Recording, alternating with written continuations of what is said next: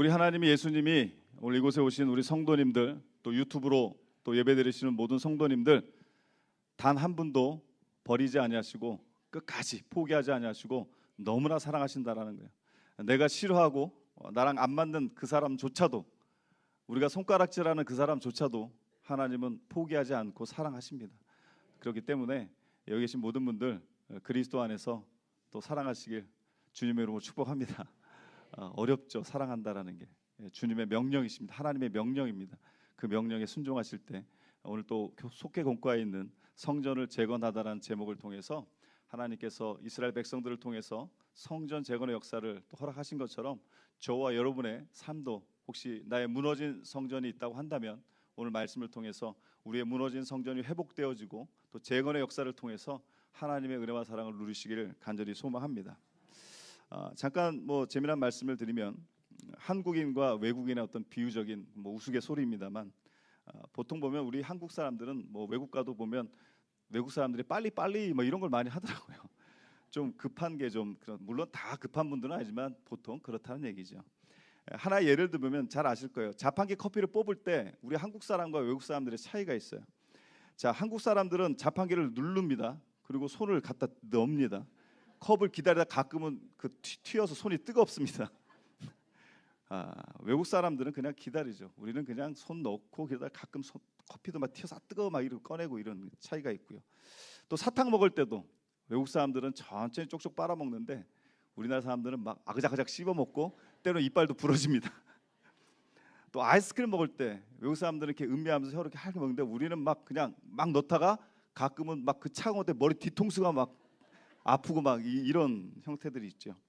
또 영화를 보는 애 특별히 저도 그런 것 같아요. 영화 누가 무슨 드라마 영화를 얘기하면 그 영화 어땠어? 배우들의 연기력은 괜찮아? 처음 어떻게 시작하는데? 라고 이렇게 좀 물어봐야 되는데 한국 사람들보다 다 집어치우고 그래서 끝이 어떻게 됐는데? 이렇게 좀 우리는 그 과정보다 어떤 결과를 많이 또 빨리 얻고자 하는데 그것은 우리가 세상 말로 약간 성급하다라고 얘기를 하죠. 이 얘기를 우스갯소리로 왜 드렸냐면 우리의 삶 가운데도 급하게 빨리빨리도 좋지만 우리 그리스도인 된 저와 여러분은 어떤 상황과 형편 속에서 그렇게 성급하게 결정하지 말고 또 믿음으로 인내하고 기도하며 하나님의 때를 기다리는 그러한 그리스도인들이 되시길 간절히 소망합니다. 그렇습니다. 대부분의 사람마다 각자의 삶의 경험이 다른데 어떤 인생의 좌절감을 맛본 사람들은 어떻게 나의 어떤 그 아픔들, 무너진 인생을 어떻게 하면 다시 내가 회복할 수 있을까? 어떻게 하면 역전할 수 있을까? 어떻게 하면 다시 만회할 수 있을까? 우리의 깨져버린 인생의 어떤 여러 가지 일들, 오늘 본문은 우리들에게 이러한 문제를 해결할 수 있는 그 방법론을 말씀을 통해 깨닫게 하고 계십니다. 오늘 말씀을 통해 저와 여러분의 무너진 인생이 있다고 한다면 또 우리의 예배가 회복되지 않은 것이 있다고 한다면 오늘 이 말씀을 통해서 다시 예배의 자리로 또 재건되는 역사의 자리로 같이 임하시길 간절히 소망합니다. 오늘 본문 말씀의 결론은요, 한마디로 무너진 성전을 재건하라. 따라하십니다. 무너진 성전을 재건하라. 왜 그렇습니까? 무너진 성전이 회복되고 재건되어야 우리의 인생이 회복되고 승리하게 될 줄로 믿습니다. 이스라엘 백성은 그렇습니다. 70여 년 동안 바벨론과 그 포로, 나라를 잃고 포로 생활을 했습니다. 그리고 이제 드디어 하나님의 계획하심 따라 고향 땅으로 돌아오게 됩니다. 그리고 각자 자신들의 조상이 살던 성읍으로 흩어져 살기 시작합니다. 하나님의 주권적인 역사하심으로 고국으로 고향으로 돌아온 이스라엘 백성들, 이제 그들의 모세의 율법에 기록된 대로 모든 제사를 드렸지만 예루살렘 성전은 여전히 무너져 있었다라는 겁니다. 그들은 그의 일곱째 달이 되자 오늘 말씀에 있는 것처럼 일제에 모여서 제단을 재건하고 다시 예배를 회복하게 됩니다. 오늘 이 말씀을 통해서 그렇다고 한다면 오늘 우리의 예배를 어떻게 해야 되는지, 또 그 성전 재건의 의미가 오늘을 살아가는 저와 여러분에게 어떠한 의미가 있는지 말씀을 통해 살펴보며 은혜를 나누고자 합니다. 세 가지로 말씀을 전할 텐데 첫 번째로 따라하십니다. 온전한 예배를 회복하자. 오늘 저희가 본문 1절로 7절 에스라 3장 전체인데 1절과 7절 말씀만 읽었습니다만 그 이유는 다시 또 보겠습니다만 이 온전한 예배를 회복하자라는 것이 오늘 본문 1절에서 7절에 있는 말씀입니다. 이스라엘 백성들이 말씀에 있는 것처럼 고국으로 돌아와서 각자의 성읍에서 살다가 드디어 일곱째 달에 이제 어디에? 예루살렘에 이제 모이게 됩니다. 오늘 본문 1절 말씀을 같이 한번 읽겠습니다. 1절 시작. 이스라엘 자손이 각자의 성읍에 살았더니 일곱째 달에 이르러 일제히 예루살렘에 모인지라. 이 말씀에 보면 일제이라는 말이 있어요. 일제히. 이것은 한 마음이 되었다는 뜻이에요. 일제, 뭐 따로따로가 아니라 일제란 그 말은 그 이스라엘 백성이 한 마음, 각자의 마음이 어떻게 같을 수가 있겠어요? 사람마다 성도 달라요, 이름도 달라요, 성격도 성향도 다 달라요. 근데요, 하나님 안에서 한 마음이 되었던 것처럼 오늘 저와 여러분도 우리의 예배가 회복되기 위해서는 우리가 그리스도 안에서 한 마음이 되어야 된다는 것입니다. 자, 일곱째 달 이스라엘 종교력은 7월에 해당하는데요. 나팔절, 속죄일, 초막절, 이 모든 것은 광야 생활을 기념하는 그 예식이었습니다만, 이렇게 의미가 있는 그 달에 모여서 가장 먼저 무엇을? 번제단, 제사, 예배를 드렸다라는 것입니다. 3절 말씀을 다시 한번 3절 말씀 읽습니다. 시작. 무리가 모든 나라 백성을 두려워하여 제단을 그 터에 세우고 그 위에서 아침 저녁으로 여호와께 번제를 드리며. 아멘. 하나님 앞에 예배드림이 시작되고 있습니다.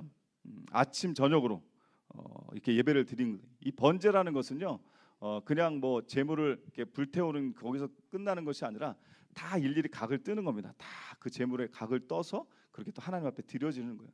그러니 예전에 아브라함이 이삭 100세 얻은 아들 귀한 눈에 넣어도 아프지 않는 그 아들을 번제물로 각을 떠서 하나님께 드린다. 저 같으면 못할 것 같아요. 근데 아브라함은 순종했지요. 자, 이렇게 하나님 앞에 예배드림이 시작되는 것을 우리가 말씀을 통해 보고 있습니다. 이어서 4절 말씀을 또 이어서 계속 읽습니다. 4절 시작. 기록된 규례대로 초막절을 지켜 번제를 매일 정수대로 날마다 드리고. 뭐 아시겠습니다. 초막절은 이스라엘 백성이 광야에서 텐트 생활, 그 장막을 치고 천막을 치며 그렇게 하나님의 인도하심을 기억하는 그러한 제사를 초막절이다, 절기를 초막절이다, 이렇게 우리가 알고 있는 것입니다. 자, 이렇게 날마다 예배를 드리는데 중요한 것은 예배는 드리지만 예루살렘 성전은 여전히 무너져 있었고 재건되지 않았고, 말씀에 있는 것처럼 또 성전의 지대 기초가 아직 기초도 놓이지 않은 상태였습니다. 6절 말씀을 이어서 읽습니다. 6절 시작. 일곱째 달 초하루부터 비로소 여호와께 번제를 드렸으나 그때 여호와의 성전 지대는 미쳐 놓지 못한지라. 아직 그 성전도 성전이지만 그 기초 공사도 안 된 거예요. 성전 지대도 아직 미쳐 놓지 못한 상태였지만 예배드림이 시작되고 있는 것입니다. 여기서 우리가 두 가지 영적 교훈을 발견할 수 있습니다. 첫째는 예배는요, 그 예배 본질은 장소가 아니라 우리의 믿음의 태도라는 겁니다. 교회 본질은 건물이 아니라 우리의 신앙 공동체에 있다라는 것입니다. 사랑하는 성도 여러분, 예배를 회복하시길 주님의 이름으로 축복합니다. 그동안 코로나 때문에 우리가 모이지 못하고, 코로나 때문에 예배드리지 못하고, 내 상황이 아직 어려워서 하나님 이 상황만 좀 내가 벗어나면, 지금 내가 예배드릴 조건, 내가 어떻게 할 조건이 안 되는 이 조건, 이 문제만 해결가 나면, 이 성전 지대 놓치지 않았는데 이 기초공사가 일어나면 그때 제대로 예배드리겠습니다. 이 문제만 해결되고 나면 제가 정말 열심히 예배드리겠습니다. 이것은 아니라는 거죠. 어떠한 상황 속에서도, 어떠한 조건 속에서도 항상 나와 함께 하시는 그 하나님, 기쁠 때도 함께 하시고 우리가 고난 가운데, 고통 가운데 더욱더 함께 하시는 그 하나님께 예배드림이 멈춰서는 안 된다라는 것이죠. 두 번째는 온전한 예배를 회복하기 위해서는 무너진 성전을 재건한 일이 시급한 것이다. 하나님의 성전이 회복되어지는 것이, 하나님의 일이 우선시 되어지는 것이 우리의 삶의 우선순위가 되어야 된다는 것을 성경은 말씀하고 있습니다.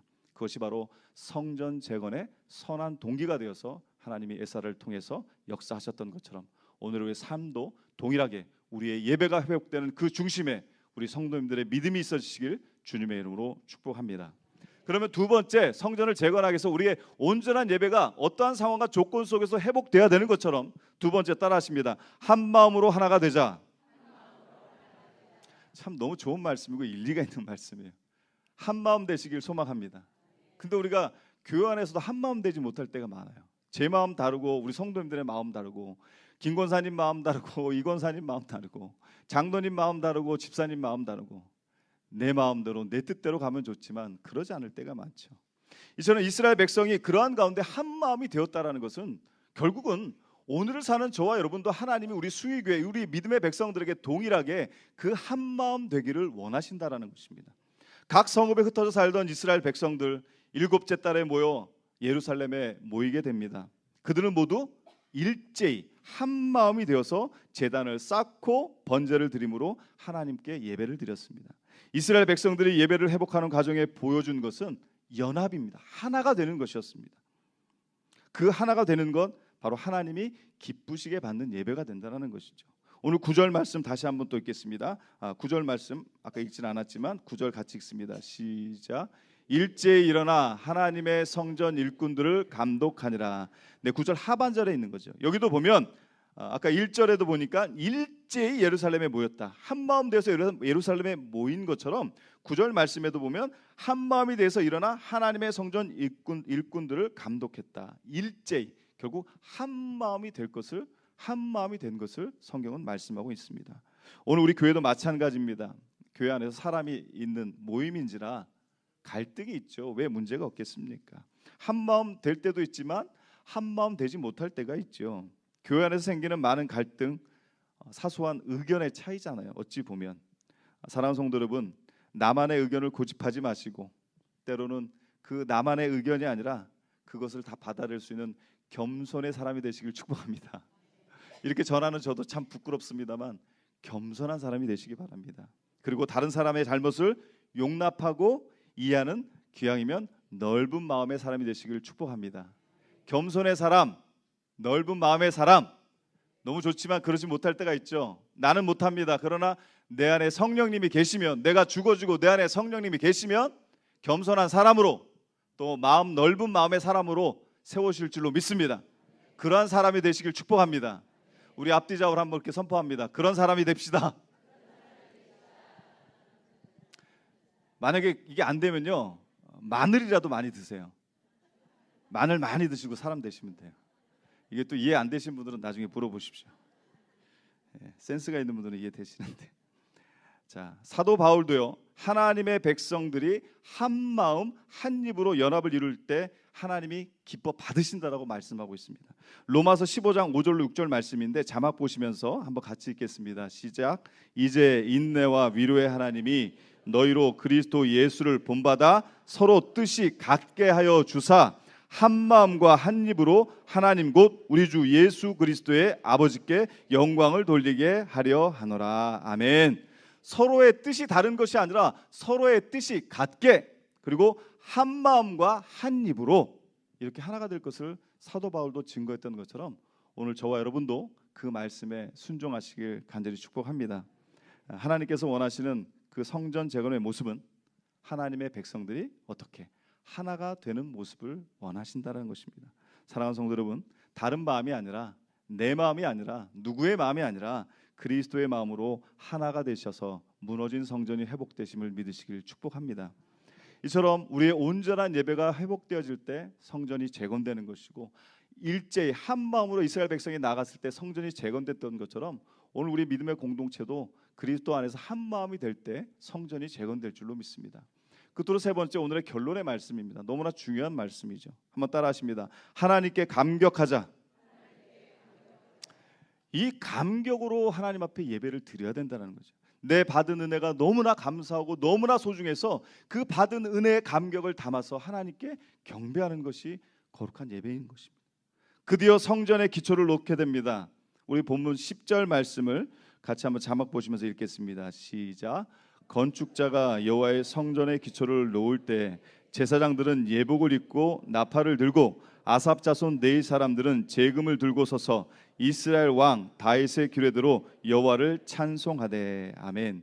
그리고 이어서 모두가 그 감격 때문에 큰 소리로 함께 하나님을 찬양하고 함성을 지르며 기쁨으로 표현했다고 기록됩니다. 제사장, 레위인, 족장들 그들이 대성통곡한 겁니다. 너무나 감격스러워서. 오늘 우리의 예배도 이러한 대성통곡, 감격이 있길 간절히 소망합니다. 우리의 눈물이 있어야 됩니다. 간절함의 감격이 있고 그 은혜의 감사의 눈물, 기쁨의 눈물, 그 은혜의 눈물이 메마르지 않길 간절히 소망합니다. 그리고 감사의 웃음, 그 기쁨이 오늘 또 저와 여러분이 있기를 간절히 소망합니다.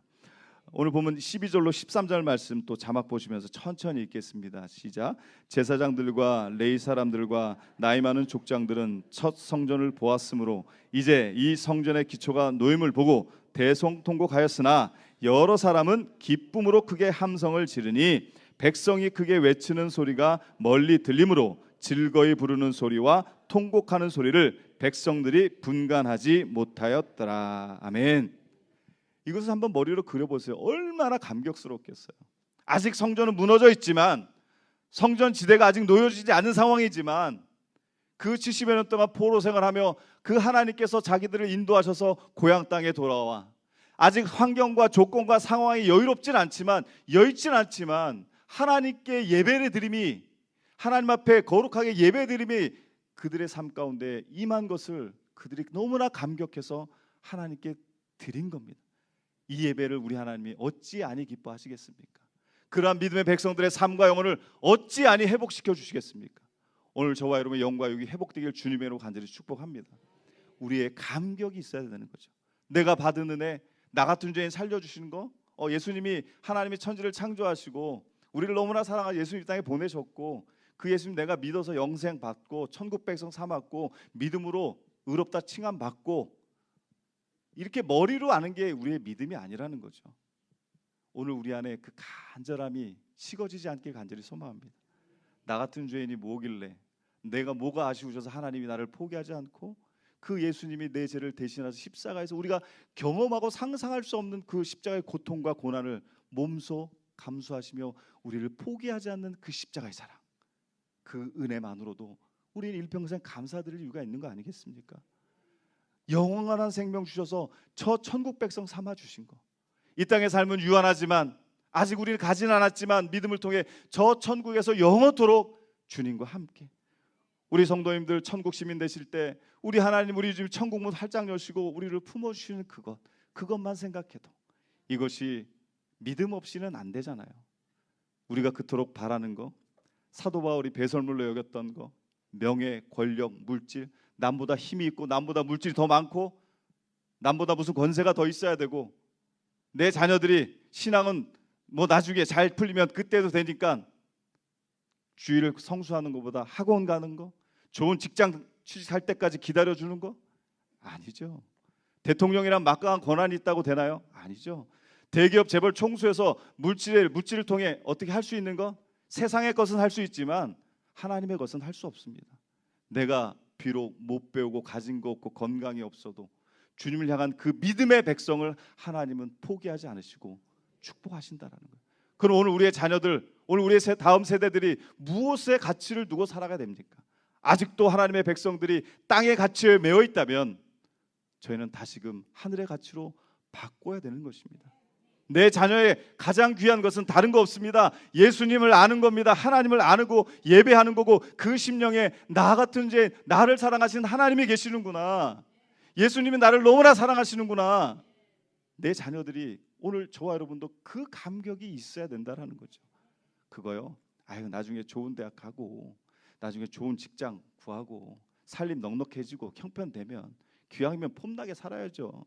더 크게 하나님께 영광 올리면 되죠. 물론 그런 방법도 있죠. 그러나 그것이 우리의 가치의 최우선은 아니라는 겁니다. 근데 목사인 저도 때로는 세상의 가치로 휘두를 때가 있더라고요.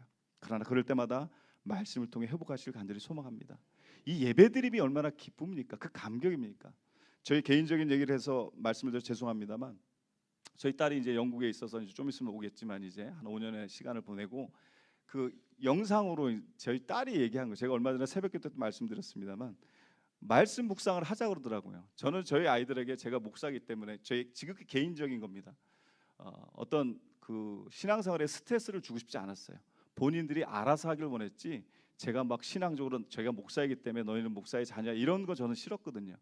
그랬더니 딸이 하는 말이 저희를 너무 방임하셨다 그러더라고요. 방임했어도 딸이 먼저 그렇게 깨달으니까 좋고, 느끼니까, 은혜 받으니까 더 감사한 거예요. 그래서 말씀 묵상을 하자 그러더라고요. 그래서 매일마다 할 수 없으니까 토요일마다 정해놓고 오후 시간대 영상으로 저희 집사람과 저와 딸이 합니다. 아들도 하고 싶으면, 아들은 군대에 있으니까 좀 자유롭지 못해서 그 시간이 저는 너무나 감사한 거예요. 비록 긴 시간은 아니지만 말씀 한 장을 읽고 기도하고 기도 제목 나누고 같이 기도하니까 너무 감사한 거예요. 그 감격, 세상의 금은보화 그 찬양이 주 예수보다 더 귀한 것은 없네. 이 세상 부귀의 명예가 바꿀 수 없네. 정말 그러십니까? 아멘 소리가 작으시네요. 정말 그러시길 소망합니다. 주 예수보다 귀한 거 없습니다. 뭐 사자 들어가는 직업, 뭐 재물, 뭐 주식 투자해서 뭐 아파트 100평 넓은 평수 그거보다 주 예수보다 귀하지 않습니다. 반대로 그게 없다고 우리는 불행한 게 아닙니다. 불편할 수 있지만 불행하진 않습니다. 왜? 우리는 천국 백성이니까요. 그 감격이 오늘 위에 있다고 한다면 그 감격을 결코 잃어버리지 마시길 간절히 소망합니다. 이스라엘 백성들이 밀려오는 감정을 억제하지 못했을 것입니다. 이제 기초를 놓았을 뿐인데 완공되려면 아직도 많은 시간이 필요하지만 그것도 사실이지만 기초를 놓았다라는 것만으로도 그들은 너무나 감격스러웠다는 겁니다. 감격하며 하나님께 감사드리며 찬양했습니다. 이처럼 여러 사람들의 마음을 같이하여 하나님의 일을 시작했다면 그 자체로도 엄청난 기쁨과 감격이 있다는 것입니다. 이러한 기쁨과 감격이 오늘 우리 숭일교회의 감격이 되시길 주님의 이름으로 축복합니다. 사랑하는 성도 여러분, 주님 앞에 감격하며 예배드리며 살고 계십니까? 진정한 예배의 모습은 우리의 삶 속에서 경험한 그 은혜에 대한 감격을 담아서 하나님을 경배하는 것입니다. 오늘 많은 교회에서 예배의 뜨거움이 사라진 것은 장소가 열악해져서 시설이 부족해져서가 아닙니다. 왜 예배에 대한 뜨거움이 약해진 것라고 생각하십니까? 그것은 우리 마음에, 내 마음에 하나님에 대한 감격이 없기 때문은 아니십니까? 복음주의 신학자 토조 박사의 저서 중에 예배인가 쇼인가라는 책에 보면 예배를 이루는 몇 가지 요소 중에 그 첫 번째로 거론되는 것이 바로 하나님에 대한 감격이라는 것입니다. 이 감격이 예배를 예배답게 만든다는 겁니다. 오늘 예배가, 오늘 저와 여러분 예배도 하나님께 드리는 감격이 넘쳐나길 간절히 소망합니다. 감격하는데 가만히 있을 수 있나요? 한번 우리 성도님들 지금 한번 감격해 보시겠습니까? 눈빛으로라도 저 째려보지 마시고 얼마나 감사해요. 하나님 이렇게 예배 드릴 수 있어 얼마나 감사해요. 다른 데 있지 않잖아요. 엄한 데 있지 않고 주님 안에 거하고 예배 자리에 있으니 이 얼마나 이것도 은혜이십니까? 토조 박사가 책에서 이런 말을 합니다. 예배하지 않고 감격하는 것은 가능하지만 감격 없이 예배하는 것은 불가능하다. 왜냐하면 예배는 하나님에 대한 감격의 감정이 극대화되어 자연스럽게 행동으로 이어지기 때문이다. 감격 없는 예배는 없다는 것입니다. 이처럼 예배는 우리의 삶 속에 하나님에 대한 감격이 극대화되어서 그것을 하나님께, 주님께 올려드리는 것입니다. 오늘날 우리에게 부족한 것이 바로 이 감격이라는 겁니다. 그렇다면 왜 우리가 하나님에 대한 예배에 대한 감격이 없습니까? 그것은 우리가 하나님을 찾고 예수님을 의지하기보다 내 힘으로 뭔가 하려고 하고 자신의 힘으로 살려고 하고 또 내가 해결했으니까 되네? 하나님 없어도 되네? 예수님 없어도 사라지네? 이러한 생각에서 벗어나시길 간절히 소망합니다.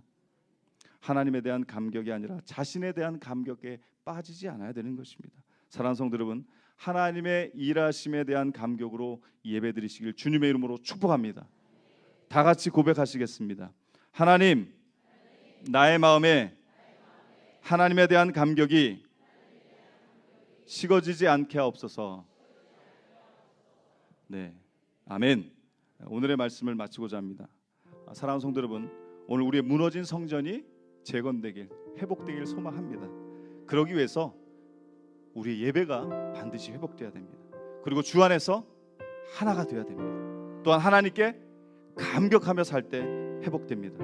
삶 속에서 주시는 하나님의 은혜를 경험하고 그 은혜가 너무나 감사해서 너무나 감격스러워서 그러기 위해서 하나님 없이 성공할 수 있다는 생각 버리시고 예수님 없이 해낼 수 있다는 그 생각 내려놓으시고 내 자신을 의지하는 그 모든 것 다 내려놓고 하나님만을, 주님만을 의지하시길 소망합니다. 그렇게 할 때 삶 속에 주신 하나님의 은혜를, 그 감격을 누릴 수 있다는 것입니다. 그 감격을 가지고 하나님께, 예수님께 예배드릴 때 하나님은 일하십니다. 그리고 변화되지 않는 나의 아픔과 문제투성인 우리의 삶의 현장에서 하나님, 나의 마음에 하나님에 대한 감격이 식어지지 않게 하여 주시옵소서라고 외치며 이렇게 또한 믿음으로 선포하시기 바랍니다. 같이 자막 보면 선포하겠습니다. 같이 읽습니다. 시작. 주님, 이 부족한 나를 포기하지 않고 이처럼 사랑해 주셔서 감사합니다. 이 죄인 부르신 곳에서 그곳이 어디든 예배드리겠습니다. 어떤 상황에서도 예배드리겠습니다. 무너진 나의 성전을 재건하겠습니다. 회복시켜 주실 줄로 믿습니다. 그저 주님 예배드림이 기쁨 됩니다. 세상 그 무엇과도 누구와도 바꾸지 않겠습니다. 주님 사랑합니다. 홀로 높임 받으시옵소서.